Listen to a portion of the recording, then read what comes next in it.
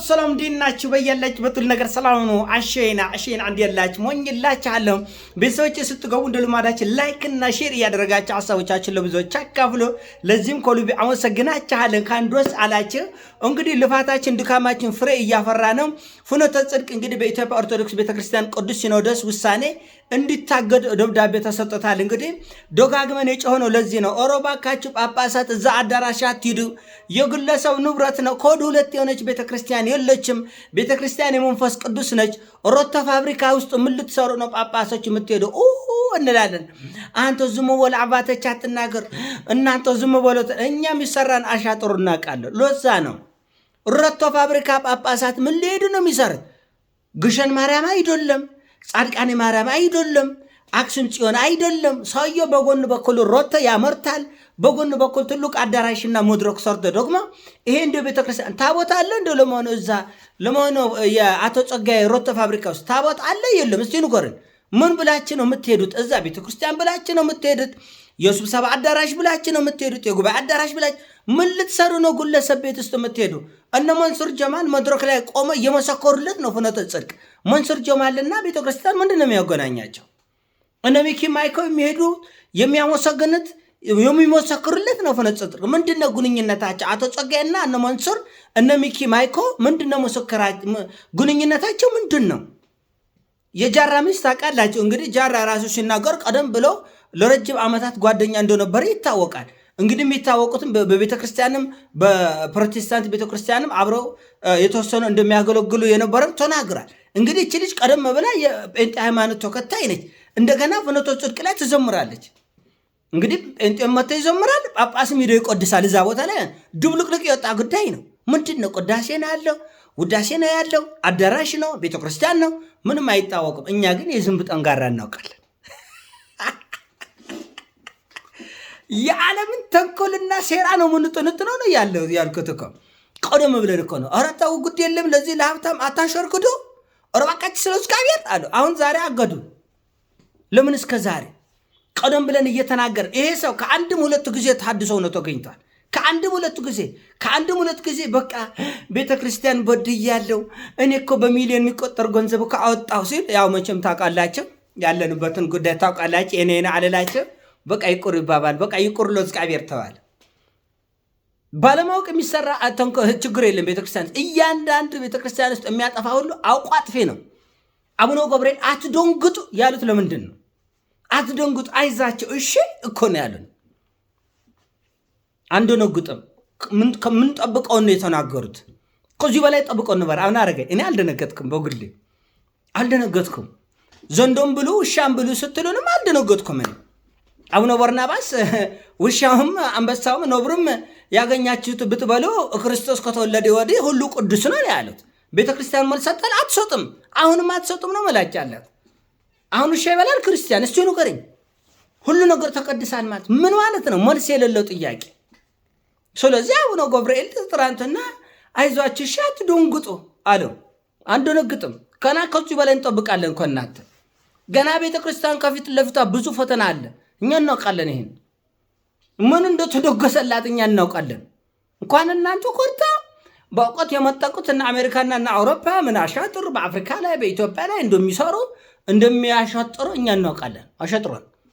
ስለዚህ ለምንድን ነው የተናገሩበት መድረክ ለምን ታገደ? ለምን እሳቸው አልታገዱም? ይሄ ነገር ትንሽ አይመስልም።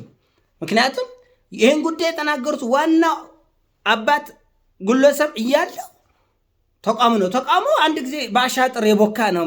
ከበሮን በኪቦርድ ተካላችኋለሁ ሲል ይሁን እሺ አላላቸውም እንዴ? ቤተክርስቲያን እኮ ይሁን እሺ ብላ ነው ያጸደቀችለት እኮ አይደለም እንዴ? ይሁን እሺ ተብለ ነው በኪቦርድ ከበሮም አያስፈልጉም ምንም አያስፈልጉም ብሎ እኮ ነው። ይሄ እውነት ነው ውሸት ነው? ይሄ ተናገርኩት። ኢትዮጵያ ሕዝብ በሙሉ አይቶት የለ መዝሙሮቹ ሁሉ የተለዩ ከኢትዮጵያ ኦርቶዶክስ ቤተክርስቲያን ስብከቱ ሁሉ የተለየ ቅዱስ ፓትርያርኩ እኮ 3 ወር አልሞላም እኮ እዛ ከተገኙ ያ ሁሉ ጳጳስ እዛ ተገኘ። ለምን? ድሆችን አወላለሁ ገንዘብ ስላለው ግለሰብ ኑ ስላለ አባቶች ሊሄዱ አይችሉም። ቤተክርስቲያን የተቆደሰች የተከበረች ነች። ግለሰብ ቤት ውስጥ ሮቶ ፋብሪካ ውስጥ በፍጹም ተደርጎም አይታወቅም። የግለሰብ ንብረት ነው። በቃ ይሄ ሰውዬ ውጡ ሲላችሁ ትወጣላችሁ፣ ግቡ ሲላችሁ ትገባላችሁ። የቤተ ክርስቲያን ንብረት አይደለም። ታቦት የለም በቦታው ላይ። ምን ሊሰራ ነው ምእመንስ እዛ ሄደው? እንደው ለነገሩ ጥያቄ ታቦት ውስጡ ካለስ እነ መንሱር ምን ይሰራሉ? እነ ሚኪ ማይኮ እዛ መድረክ ላይ ቪዲዮ እኮ አሉ። አሁን እኮ የምንካካድበት ጊዜ አይደለ። አሁን እኮ ሽልክ የለም እኮ 21ኛው መቶ ክፍለ ዘመን እያንዳንዷ ነገር በመረጃ በማስረጃ ተቆመጣለች። የጃራ ምስ ቲክቶከሩ ጃራ ታውቁታላችሁ፣ በጣም ፌመስ ነው። ይሄ እንደ ሕፃን ልጅ ነው የሚሰራው ልጅ ታውቁታላችሁ። ከ700,000 በላይ ተከታይ ያለው አሁን እንግዲህ የሱ ሚስት ታገለግል ነበር ፍኖተ ጽድቅ። እሷ ሃይማኖቷ ሌላ ነው። እንዴት እዛ መድረክ ላይ ልታገለግል ቻለች? በምን ምክንያት? እኛ እኮ ዝም ጠንጋራ እናውቃለን። እኛ ዋንም ለኛ ልታታለለን። በቃ እናንተ ጂኒየስ ሆናችሁ ሞታቸው።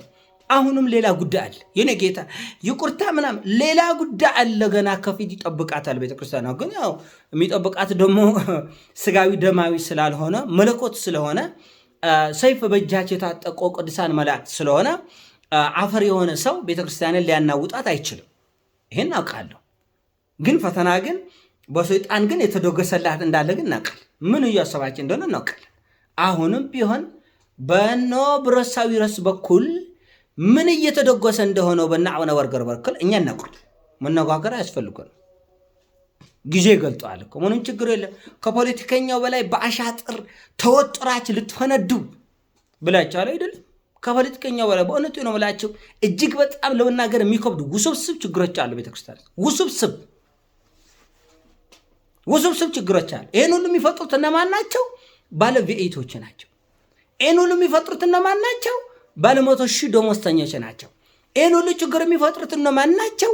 እናቶች አንጀታቸው እየተራበ መቀነታቸውን ፈተው ለቤተ ክርስቲያን የሚሰጧቸው ባለ ቪኤቶች ናቸው። እናውቃለን።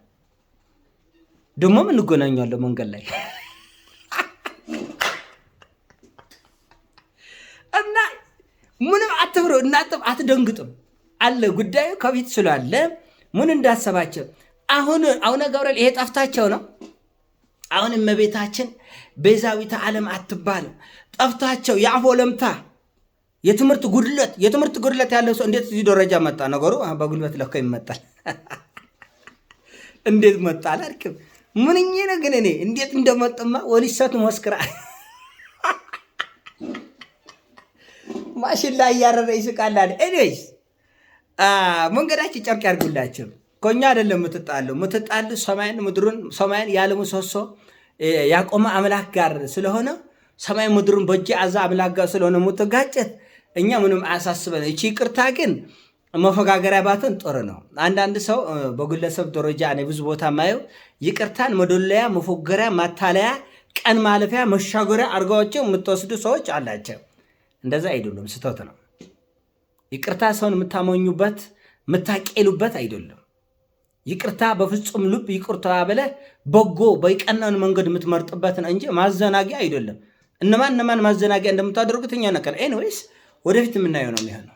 የያዛችሁት መንገድ ያዋጣ አያዋጣ እስከ መቼ ቤተክርስቲያንን እየናጣችን እንደምትቀጥሉ የምናየው ጉዳይ ነው።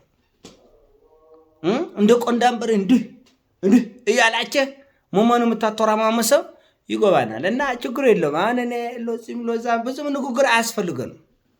ይጎባናል ምን እንደደገሳችሁልን አሁንም እጃችሁ እንደማያርፍ እግራችሁ እንደማያርፍ ጉዳያችሁ በሚሊዮን የሚቆጠሩ እናውቃለን። ኤኒዌይስ እናንተም ገፉበት፣ እኛም ጉዳዩን እንከታተላችኋለን።